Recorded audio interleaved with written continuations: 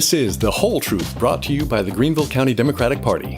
From local city councils and school boards to the South Carolina legislature and the nation, we provide a clear-eyed view of the whole truth surrounding the decisions, the policies, and the politics that have a direct impact on your family, your neighbors, and you.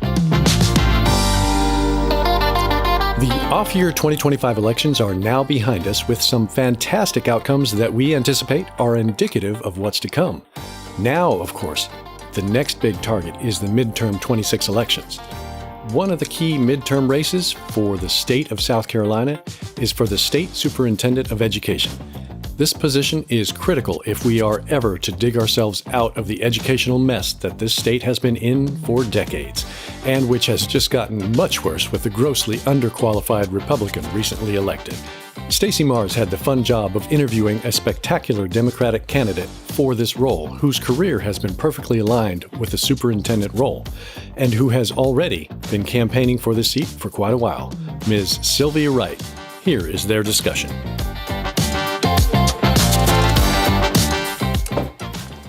Hi, guys.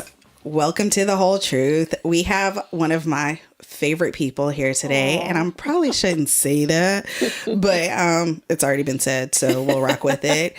But I'd like to welcome Miss Sylvia Wright, who is running for Superintendent of Education against Ellen Weaver, of all people, who has a master's, but we won't go there. Sylvia is from North Charleston, is that right? That is correct. So Gullah Geechee area. She doesn't have a thick accent. You wouldn't know it unless you go to her website and read it. It took me a while, but welcome to the show, Sylvia. Thank you. Welcome. I feel very welcome. I appreciate this opportunity. Good. Glad. So I'm glad. So I just talked about your website just a second ago, because I went and took a look, and there were a couple things that I thought were really cool about it. One, you have a tab where people can go and tell their stories and voice their concerns. I've worked on a number of campaigns. I've never seen that before. Now I always see the donate button, always, and volunteer, but I've never seen one where people can actually go and tell their story. What made you decide to do that? I wanted to hear what is happening all over our state.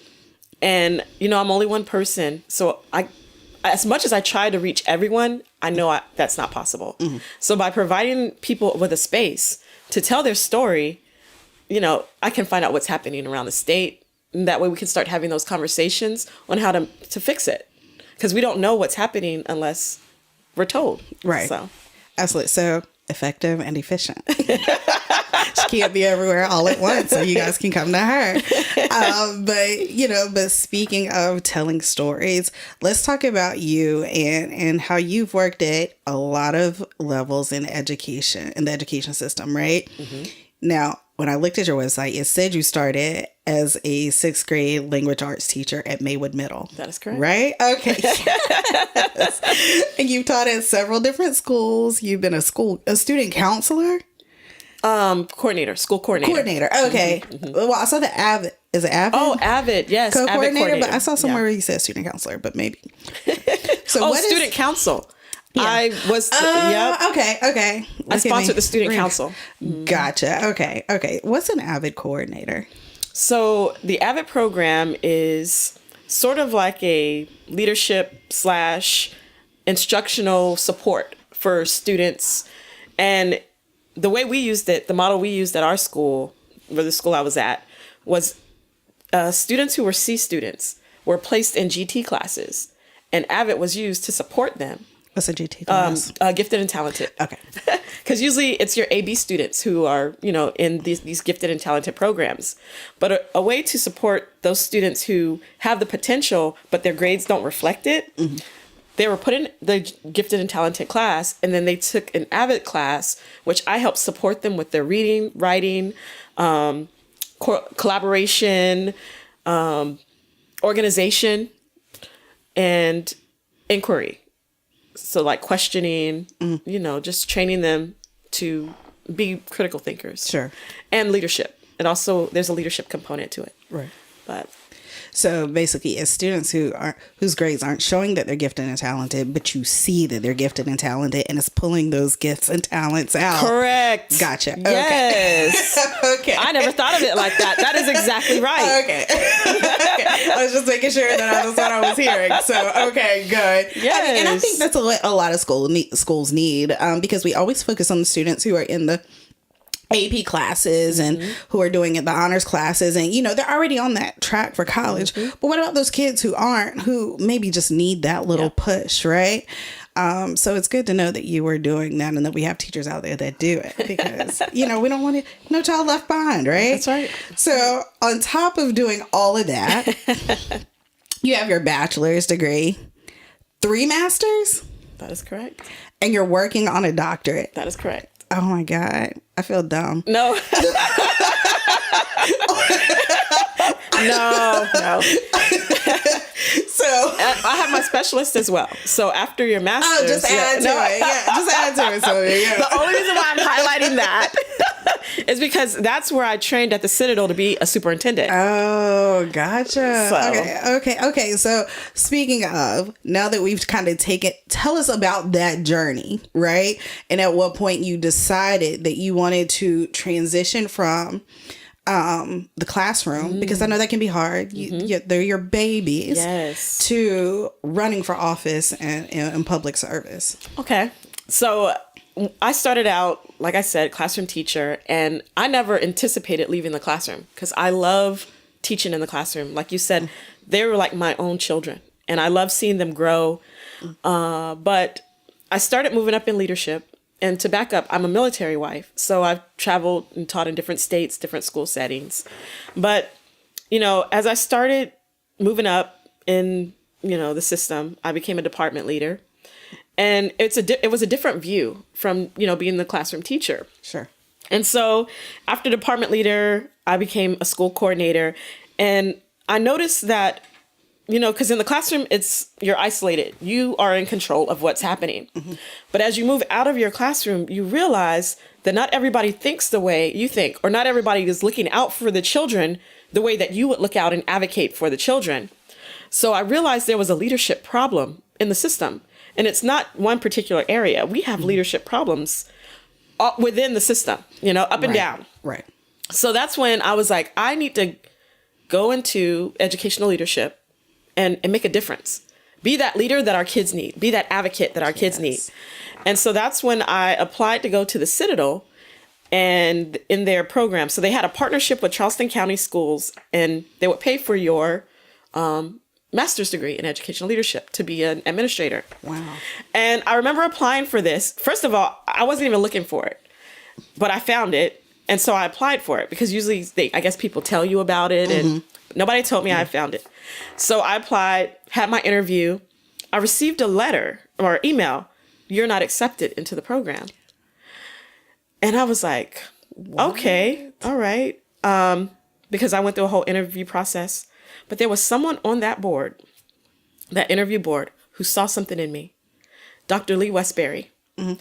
And she was like, "You might not have been accepted through Charleston County, but you can still, be a part of the program." Sure. The only thing is, I wouldn't get the perks that the people who went through Charleston County got. Oh, gotcha. Okay. So if it weren't for her, I would have never continued on the track to becoming, like a school administrator. Right. And I will never forget that. And I tell her that every time I see her. But I received my master's of education in educational leadership. And I continued on at the Citadel and received my specialist because, the Citadel kind of pushed that, that leadership. Yeah. They have an awesome leadership program. I would advise anyone to, if they're into leadership, the Citadel's like the best school that I've been to as far as leadership. So received that training to become a superintendent. And to be honest with you, I only wanted to use that degree to be in the district office, like work in the district office, be like an AVID coordinator, like a district AVID coordinator, because I love AVID so much. Yeah. But my grandson was born 3 years ago. And when he turned 1, I started thinking, I need to find a school for him, that's going to elevate his level of learning. Because, you know, as an educator and everything, my grandson, he can say his colors, knows numbers. You know what I'm saying? We've created that foundation. I've seen pictures on social media where he's reading a book. Yeah. Right. So I want him to go to a school that will elevate that. And so that's when I started looking at, you know, different school settings. And I just felt a conviction. Like, I'm looking out for my grandson, but what about the other kids who need that advocate at a higher level? Sure. Because that's what I'm all about, advocating for children. You know, because every child deserves the best. Right. They deserve access to the best. So that's when I was like, well, that's when the superintendent position popped into my mind, because I never thought about that. Because as a teacher, you know, that's up there. You know, you got to be specially qualified or something like that, was my thought process. Owen Weaver. I know. You hear that? And see, I think that too, the fact that she was elected kind of put a hole into my thought process. Right. So that's when I started researching the position, what it actually entailed, because I'm the type of person, I want to know what I'm getting into. Sure. And so did the research, and I'm like, this is what I already do as a leader. Right. Because I've worked on every level, you know, it's all about systems. Like, literally. Y'all check out our website. So that's how I got started on this path to becoming the next state superintendent. Very, very, okay. Well, you know, and it's nice to have somebody who is so passionate about our students. Like, I'm sitting here listening to you and like your eyes light up when you're talking about kids. Like, it is clear that if you know, when you win, yes, that that you're going to get us back on the right track, because we're what 40 something in education right now, 43rd, and we've been in the bottom 10 for the past 2 decades. Oh, and on top of that, I just read an article where we've lost in the upstate, I think between Spartanburg, Greenville, and Anderson, over 1,000 teachers left schools this year. Wow. So now we already have a shortage of teachers, and it's just gotten worse. Yeah. Right. Yeah. And so we need somebody that's going to turn that around. Mm-hmm. But you've been traveling, like you said, the state for months. And you said, of course, you can't hear everybody's concerns, but what are the concerns that you've heard from people about the education system in South Carolina? So there's so much. The big things that stick out to me, number one, the parents are being left out. And in what way? That's interesting. Yes. In what way? So parents are being locked out of school board meetings. Not invited into school. Yes. They're being disrespected. So I know a county personally that when parents were speaking, the school board members didn't even acknowledge the parents that were talking. And the parents felt so disrespected. Yeah. I also was at a meeting, or a school board meeting, where they closed an entire elementary school without consulting the parents, without consulting the elementary. What? J.K. Gordine in Berkeley County.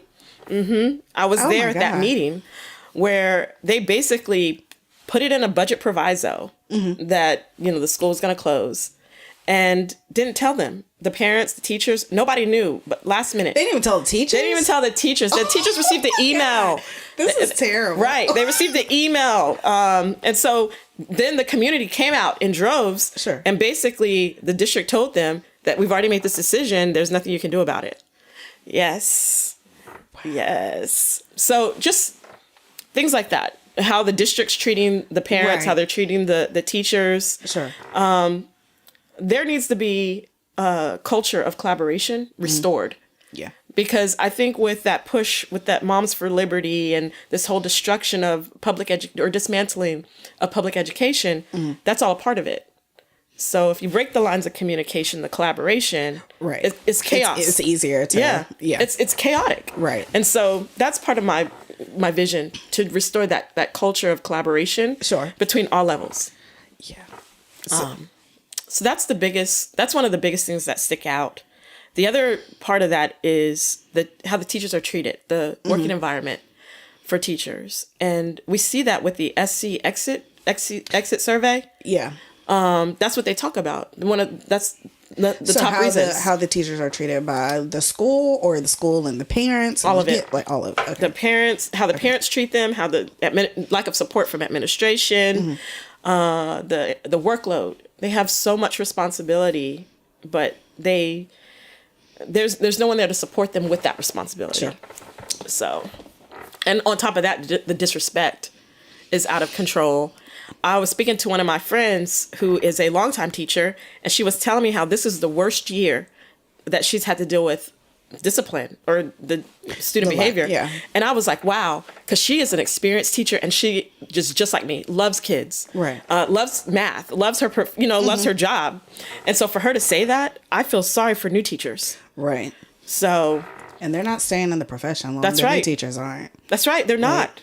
It's a different. They're leaving after a year or two. That's right. So, I think the biggest issue is we are still operating on this traditional model of, sit and get, like classroom row, that picture you see in like older movies. Sure. Of like this ideal image of a classroom. We've got to change that.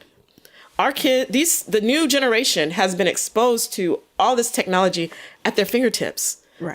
Before it was like the teacher would tell you and you had to believe what that teacher said because there was no internet. There was no Google. They can like fact check this. Right. There's no Google. So yeah, we had the encyclopedia. Exactly. And then if you were able to afford the encyclopedia, right. That's right. The encyclopedia was our Google. Exactly. It was. Yes. Yeah. Yes. It was there in the classroom. There was always a show. If it wasn't there, it was in the library. That's right. That's right. Like you actually had to research. That's right. So it was easier just to, Right. But we're in a different time now. We have got to provide students the opportunity to take control of their own learning. Mm-hmm. And because they come with the knowledge that's on a higher level because of their access. So what does that look like for you? We know that they have the technology and all of that now. So instead of the traditional model, like you were just saying, what does and I know you can't go into detail or anything like that, but what does that kind of look like for you? Project-based learning. Okay. That is the biggest way or the best way, I should say, to explain the vision that I have for changing this traditional model.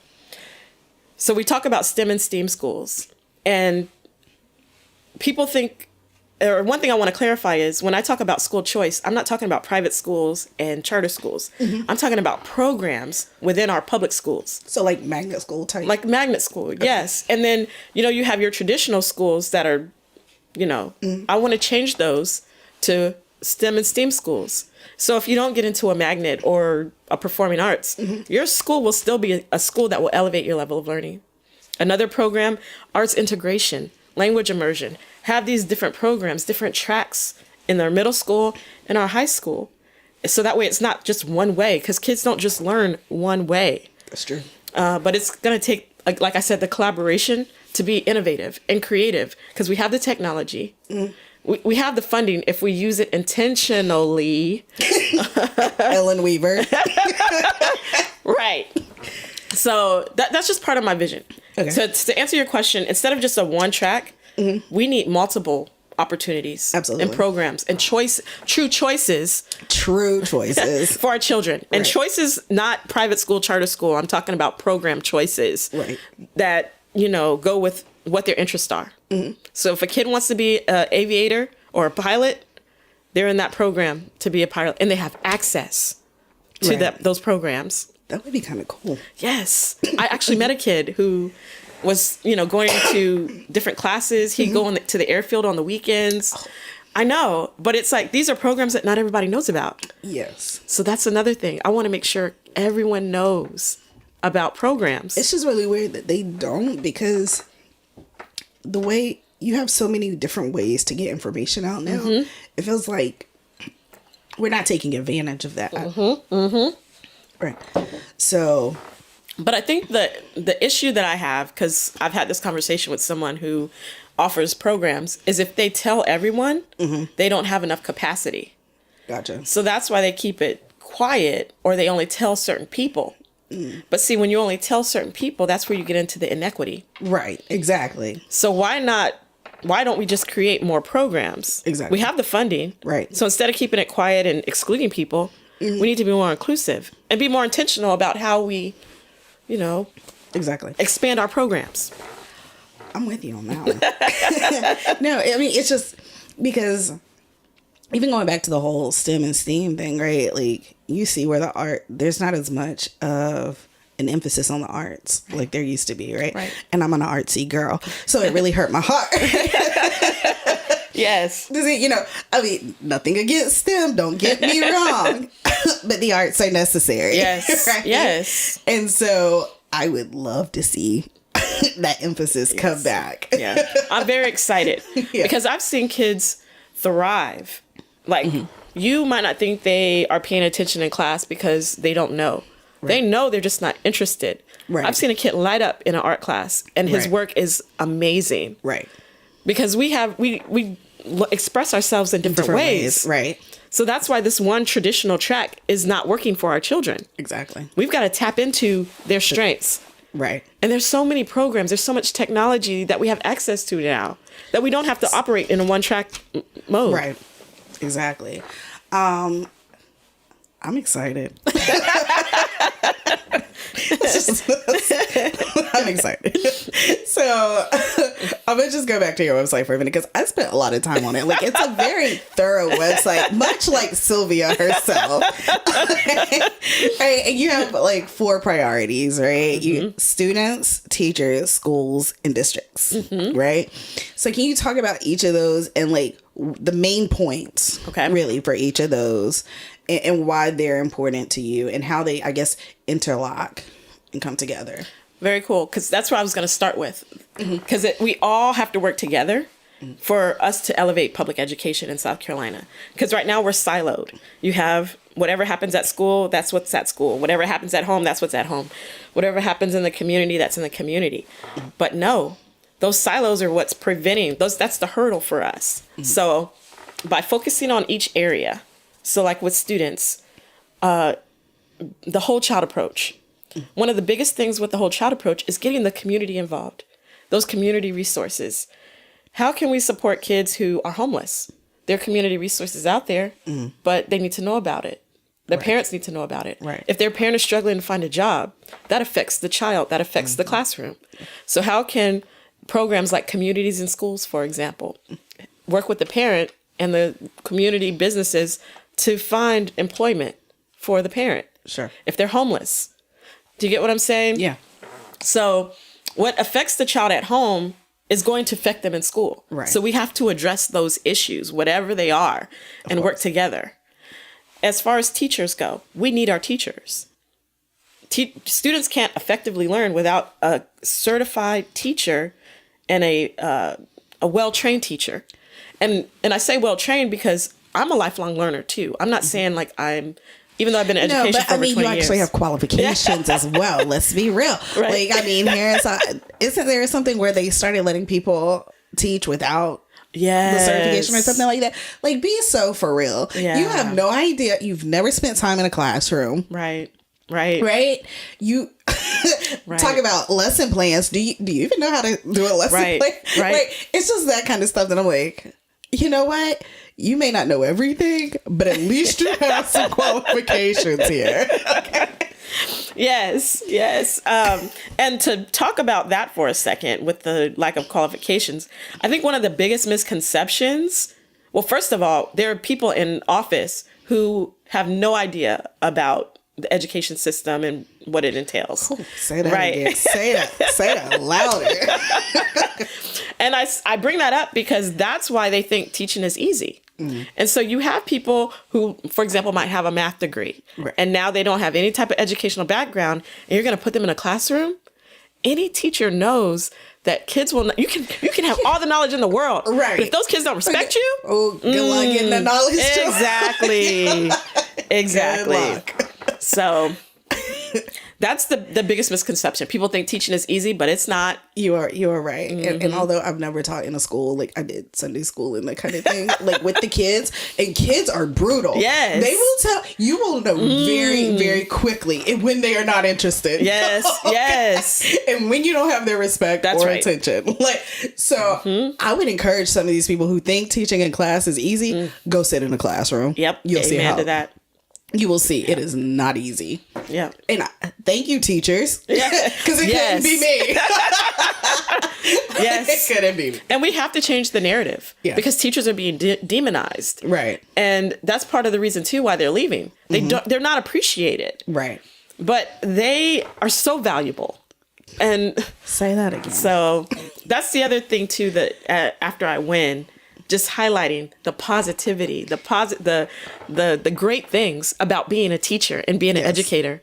So that way teachers can feel respected on top of, continue to raise the pay, and improve working environments. Right. Because part of the reason why the working environments are the way they are is because there's been no oversight. There's been no accountability at the top. And I'm not saying I'm going to go be like this hovering person. Exactly. Right. But I'll be present. Right. People will know who I am. People will see me, and and I want them to feel comfortable coming to me saying, hey, this is happening, and getting it right. They'll know who you are for all the right reasons. Exactly. Unlike Ellen Weaver. Unlike Ellen. Exactly. And I'll actually have conversations with teachers because I hear she doesn't like to have conversations. And I personally know this because she came and delivered a check to our school district. And we were all on the side. She was speaking right across the way from us. She didn't even come over and talk to us. No way. Yep. Then thank you for nothing. Oh my gosh. So I saw it with my own eyes. I heard about that, but I saw it with my own eyes. She's got to go. Yeah. She's got to go. And you're going to make it happen. Yes. You're going to make it happen. So earlier you talked about school vouchers and the book bans. And So let's talk about that for a little bit, because from what I've read about the school vouchers, and correct me if I'm wrong, the money is not being spent properly and it's not being tracked. Right. Either. That's right. Okay. So what's your take on all of this? That's the problem. The lack of accountability and transparency. Then you have your waste. And so here we are wasting taxpayers' money, taking money from public education where we need it the most, where we can, have that technology, have more programs, pay teachers more, pay them for their time, like professional development. There's so many more things we can do to improve public education. But here we have this money being shifted to the voucher program, and people can spend it however they want with no transparency. I remember reading an article that there were people who received this money who weren't even qualified. They didn't spend it on like the school. They were gonna. Well, there's no way of checking. We don't know. Yeah. Right? There's no way of checking it. Yeah. Point prove. Right. That's right. And so they talk about wasteful spending. There is nothing more wasteful than sending that public money to the private school or to vouchers without transparency or accountability. Right. Exactly. Like I'm floored that for a party that talks about accountability of fiscal responsibility, that they somehow always manage to get it wrong. Right. And this is just one of the ways in which they've done that, right? Yep. And so hopefully when you're in office, you're going to fix this. And so I guess that question begs, right? Like, you get in the office. Is this something that the superintendent can be like, we're not doing that anymore? Or does it have to go back to the state house? I think it depends on what it is. Like, as far as the private schools, or not private schools, but the vouchers, since that happened in the legislative session, then that would be like a conversation. Have to go back to them. Right. Okay. So I know the budget proviso too, that it's slid in, can be taken out. So that's another way we can combat. Sure. But one of the things that I will advocate for, depending on how, the House and Senate, how it's going to look, is more more accountability. Okay. But that's one of the things I can advocate for. And also my initiatives, like once that budget comes, prioritize where that money goes. So that's what that's the power that I have. Yeah. Yes. I like it. You're already thinking of stuff. Yes. This is great. This is great. So it's been fine. But before we end, I want to do a lightning round of questions. Okay. Like, you just quick, short answers. What the first thing that comes to your mind? Okay. It's only like 6. Oh, goodness. So, it's okay. I promise. What's your favorite subject to teach? English. Favorite historical figure? Ooh, that's another one. Zora Neale Hurston. Okay. Favorite or country you want to travel to? France or Europe. France. Okay. Yeah. What is your favorite country that you have traveled to? The Philippines. Oh, okay. Favorite teacher when you were growing up? I have so many. Miss Nimhart, though, comes to mind first. Okay, Miss Nimhart. Favorite place to visit in South Carolina? Greenville. Yes, right answer. Right answer. Thank you. Great. Sylvia, this has been a lot of fun. Thank you so much for making time for us. Before we leave, tell people how they can support you and how they can follow you. Thank you. So please go to my website, write2026sc.com. You can sign up to volunteer, which I need volunteers. Donate. I need donations no matter the amount. Don't think it's too little. Everything helps the campaign. Spread the word. Text 5 or 10 people. Just text them my website and tell them to check it out. Talk to friends, family, neighbors. That's how you can help me spread the word. Also, I'm on all the social media platforms. Friend me, like me. When you see my post, repost. That also helps me. And then your vote. I need your vote to become the next state superintendent of education. All right. Well, thank you so much, guys. See you next time. Thank you. The Greenville County Democratic Party appreciates your time listening and watching. Please get actively involved and join us at future events. You can find out about them at multiple locations, including the GCDP website, greenvilledemocrats.com, and browse the events calendar. Or you can keep up with us on social media platforms shown here. You can usually find us by @GVLDem. Thanks again for listening. Let's get out there and do what we can to rebuild our government into one that serves us all. Thanks.